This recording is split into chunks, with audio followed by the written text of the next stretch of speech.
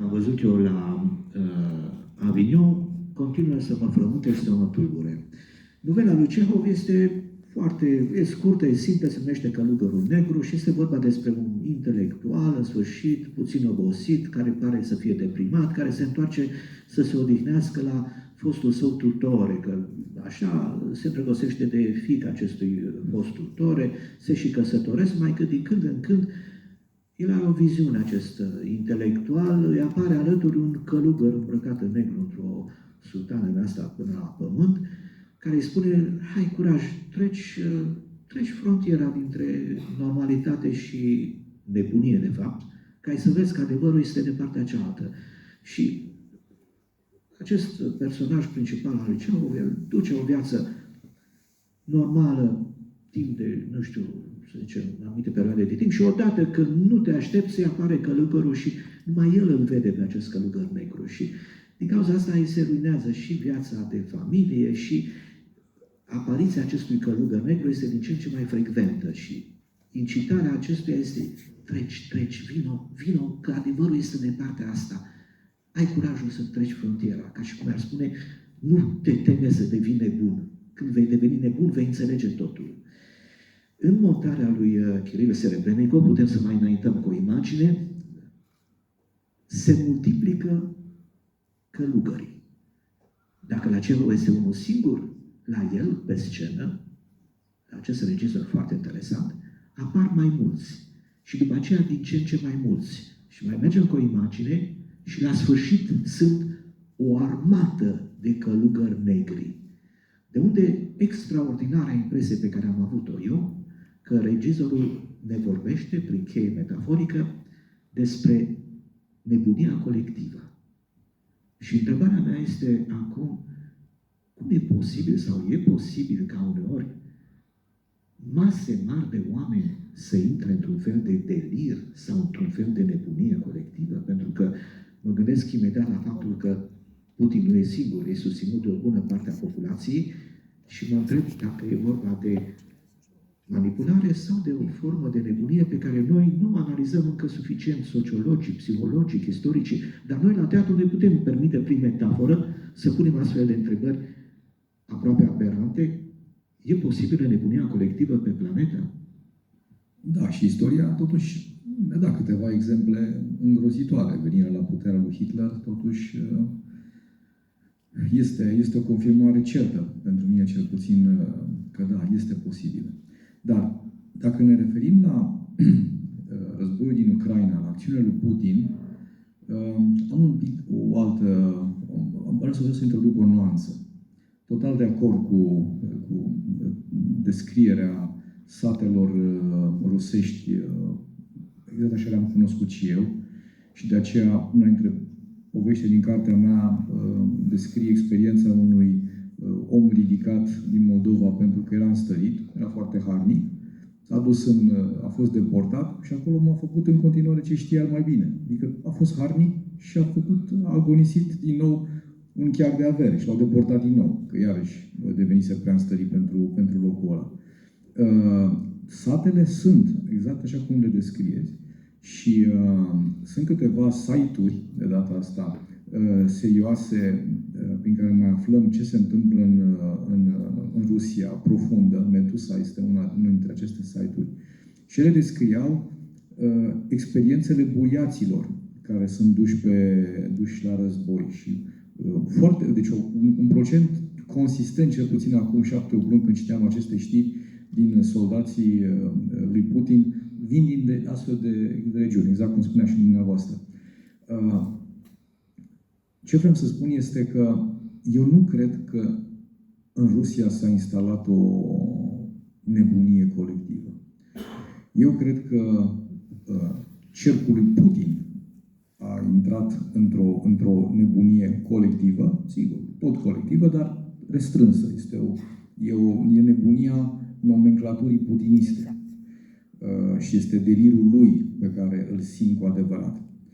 Ce mă îngrijorează mult mai... Iar restul oamenilor, pur și simplu, da, un procent probabil că aderă la chestiile astea conștient, din spirit imperialist, din dorința de a arăta lumii că rușii nu s-a lasă influenț și că accidentul destrămării Uniunii Sovietice poate fi reversat. Ce mă sperie cu adevărat este conjuncția între nebunia lui Putin, acțiunea lui în Ucraina și nebunia colectivă din restul lumii, sigur, și din Rusia, din restul lumii, legată sau promovată, accelerată de rețele sociale. Alea sunt doar instrumente, sunt doar canale, dar cu toate acestea extrem de periculoasă, pentru că această uniune între extremă dreapta și extremă stânga, între conspiraționiști și cei care relativizează totul, se suprapune cu acest război. Nu cred că este o întâmplare că exact aparatul acesta de statal al lui Putin a hrănit și hrănește în continuare toate disensiunile din America, în mod special. Acolo am văzut forța devastatoare, cum au răvășit acea țară despre care toți credeam și mai credem că reprezintă o stâncă totuși a libertății, și au bătut joc rușii lui Putin de America într-un hal îngrozitor. Și nebunia pe care au exportat-o din laborator, creată realmente cu precizie științifică, a infectat America și continuă să infecteze și alte țări într-o manieră care asta mă îngrozește. Suntem atât de vulnerabili, culmea, noi suntem mai vulnerabili la genul acesta de nebunie plantată, ne infectăm mai repede de ea decât o fac poate chiar rușii. De ce? Pentru că rușii, beți fiind aproape tot timpul în categoria, evident, pe care o descriați mai devreme, nu citesc nimica, nici măcar Facebook-ul. Sau dacă intră pe Facebook, intră ca să-și trimită filmulețe ce fac când sunt beți. Dar eu nu văd, de exemplu, buriații certându-se pe că unii sunt în favoarea acordării mai multor drepte comunităților LGBT, cu unii alți buriați care spun nu, trebuie să luptăm împotriva lor. Rusia mi se pare goală de dispută ideologică și mi se pare, la nivel de masă mă refer, repet, în timp ce restul lumii a intrat într-un vârtej din care nu pare că știe cum să iasă. Aceste două tipuri de nebunii, nebunia aparatului lui Putin, conjugat cu nebunia care s-a iscat în lume, mă sperie cu adevărat. Că nu știu unde va duce. Exact cum spuneați ieri, că am intrat în această poveste, dar habar n-avem cum o să ieșim. Când o să ieșim? Peste 3 luni sau peste 120 de ani? Nimeni nu știe. Pentru mine, imprevizibilul, îngrozitor, din asta se naște. Aș vrea să continui cu un exemplu de abordare în teatru a ideii de nebunie colectivă sau de contaminare. Rinocerii de Ionescu. Spectacol montat aici de Alain Timar, tu comprends, je me dirige vers toi, je vais te provoquer, parce que Alain Timar, partenerul nostru pentru Festivalul de la Avignon, care a montat aici 2 spectacole, deci Rinocerii de Ionescu, piesa mea Occident Express, și care ne deschide porțile teatrului său de la Avignon, un teatru super, care a fost creat în urmă cu 30 și ceva de ani. Regizor, artist, scenograf, cutreieră pământul cu mare bucurie și faptul că aici vorbește puțin despre capacitatea sa de a se deschide, de a învăța în continuare, de a călători și de a învăța câte ceva despre lume călătorind. Am montat în Asia destul de mult, în Coreea de Sud, în China. Alors on parle, bien sûr, tu as compris, est-ce que la folie collective est possible de temps en temps? On l'a vu plusieurs fois sur la planète. Il y a des guerres ou des atrocités qui peuvent être considérées comme des actes de folie collective. Tu as monté les rhinocéros, voilà. Tu milites par le théâtre pour créer des ponts entre les gens. Comment penses-tu que la France, plutôt le français moyen, voit en ce moment ce danger qui ici est très fort, mais qui s'estompe au fur et à mesure qu'on s'éloigne des pays de l'Europe de l'Est, En France, il est moins visible. En Angleterre, au Portugal, on aura notre ami Igor Lebrun qui va nous raconter aussi. Deci, pe măsură ce ne îndepărtăm de Europa de răsărit, ideea că ar fi un pericol venind despre Rusia se estompează, scade. Și întrebarea mea este cum resimt francezii acest lucru? Comment tu le ressens toi, comme artiste, donc, ce danger, et le français moyen, ou le français tout simplement? Nous sommes peut-être tous des Français moyens. On va pas traduire, Ou des nu Roumains, traducem. ou des Roumains moyens.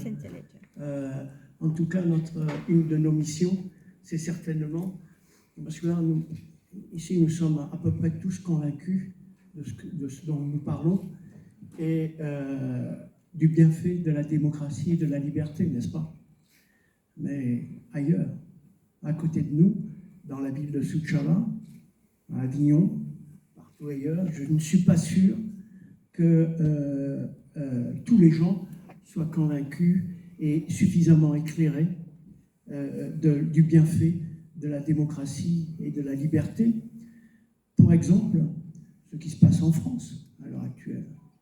Le parti d'extrême droite est extrêmement fort.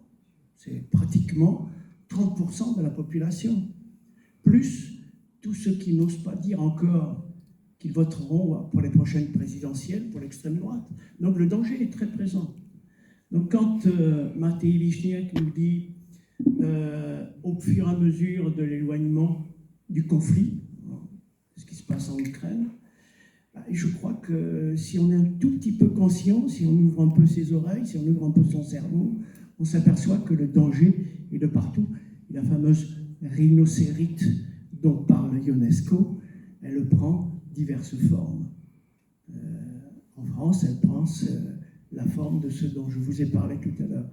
Au-delà du danger immédiat et de la nécessité pour nous, gens de culture et gens de bonne foi, d'essayer de travailler à ce que la connaissance, la culture, le théâtre puissent éclairer et ouvrir les esprits, ouvrir les sensibilités, ouvrir les émotions, pour qu'évidemment, on ne revive pas ce qu'on a vécu au XXe siècle. Je me souviens, adolescent, je rêvais de cet an 2000, de cette fin du XXe siècle. Elle était pour moi synonyme de progrès, synonyme d'humanité, synonyme de bien-être pour tous, pas seulement autour de moi, mais sur toute la Terre. Et puis, cet an 2000 est arrivé. Rien ne s'est produit de tout cela. Par contre, le XXIe siècle est entré dans le XXIe siècle en 2001, avec l'effondrement des Twin Towers. Vous vous en souvenez? Pour moi, le XXIe siècle a commencé là. Et je me suis dit, oh là là, ça commence mal l'affaire. Ça commence mal l'affaire. Et là, nous sommes au premier quart 2023, premier quart du XXIe siècle, un quart du siècle déjà. Et voilà que les conflits qu'on pensait oubliés, on pensait que, et je pensais que ce XXIe siècle allait être celui de l'alliance universelle, celui d'une forme de pacte. En roumain, vous avez le terme pace. Hein? J'espère que je le prononce correctement. Pace. Si on rajoute un T à pace, en français, ça fait pacte. Et effectivement, je pensais que ce XXIe siècle allait être le siècle du pacte, de cette manière de se dire, ben voilà, toutes les atrocités que nous avons vécues, ça y est, c'est terminé, on va essayer disons, de vivre en bonne intelligence. Je ne dirais pas dans une amitié excessive, mais au moins en bonne intelligence pour que les horreurs passées ne se reproduisent plus dans ce XXIe siècle. Et que voit-on? On est reparti de plus belle. On est reparti de plus belle. C'est absolument abominable. c'est absolument atroce qu'on ne puisse pas, dans ce XXIe siècle, avec toute la technologie que nous avons à notre portée, toutes ces découvertes médicales extraordinaires, que nous ne puissions pas, toute cette intelligence collective qui s'est développée aussi, et toute notre histoire, l'histoire de l'humanité, que nous ne puissions pas tout simplement vivre en paix. En paix. C'est pas compliqué, vivre en paix. On peut se disputer, on peut se chamailler, mais on ne va pas s'exterminer quand même. Parce que le risque, aujourd'hui, c'est l'extermination. C'est pas une petite affaire, hein. C'est l'extermination, c'est l'abomination. Alors, voilà, on recommence à opposer les blocs.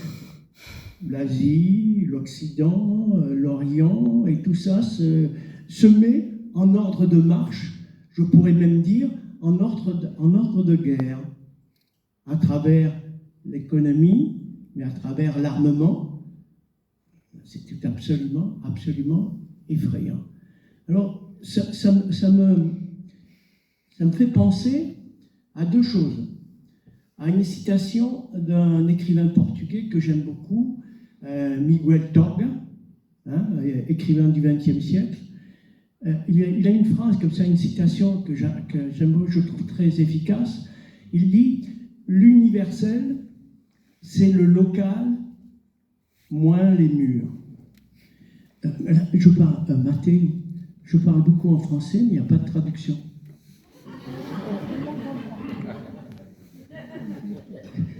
Donc peut-être faudrait-il un tout petit peu résumer la situation. Tu l'as fait très bien, vas-y. Je continue en français? Non. Donc, l'universel, c'est le local moins les murs. Mais voilà, là, je suis témoin de cette citation-là. Je parle en français et j'ai l'impression de m'adresser à tous, alors que je pense qu'il y en a qui ne comprennent pas, ou très peu. Donc il y a quelque chose dans cette relation à l'universel qui est aussi très emblématique et très complexe. C'est quoi avoir affaire à l'universel? C'est quoi ce vouloir à tout prix que le monde soit avec nous et que le monde soit en nous? Parce que quand je m'avance vers vous, ou comme vous avancez vers moi, vous avancez avec votre culture, avec votre histoire, de la même manière pour moi. Et alors, mais où se situe ce champ? Où se situe cette rencontre, ce dialogue possible entre votre histoire, mon histoire, et ce que nous aimerions construire? C'est une vraie question. Donc, l'universel, est-ce que l'universel est un rêve, une illusion, ou est-ce qu'il y a la possibilité de construire ensemble quelque chose? C'est une vraie question aujourd'hui à travers le politique et à travers ce qui se passe. Deuxième réflexion qui m'est venue à travers ce dont parlait Mattei, et ce que j'ai entendu, en tout cas ce que j'ai essayé de comprendre, c'est du point toujours XXe siècle, von Braun. Von Braun,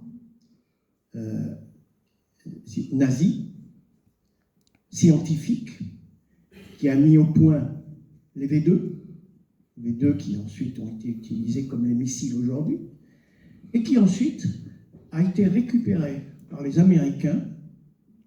Il a été à la tête du programme Apollo pour envoyer les fusées dans l'espace. Hein? Donc, on doit quelque part à von Braun, ce nazi qui voulait détruire à travers le système hitlérien, qui voulait détruire le monde, l'Europe, et dominer l'Europe et le monde. On lui doit aussi le fait d'être allé sur la Lune. Moi, ça me pose de grandes questions sur c'est quoi le bien, c'est quoi le mal, s'il n'y a pas, à travers la technologie, la science, et je pense évidemment au chat GPT, hein, s'il n'y a pas derrière tout ça un contrôle, une morale. À quoi sert une invention médicale, scientifique, technologique, etc., si elle n'est pas au service de l'humanité? Grande question à laquelle je n'ai pas encore répondu. Donc l'intelligence collective, le travail collectif nous demande beaucoup de réflexion, beaucoup d'efforts et surtout beaucoup de volonté et beaucoup d'engagement. Merci Alain, merci.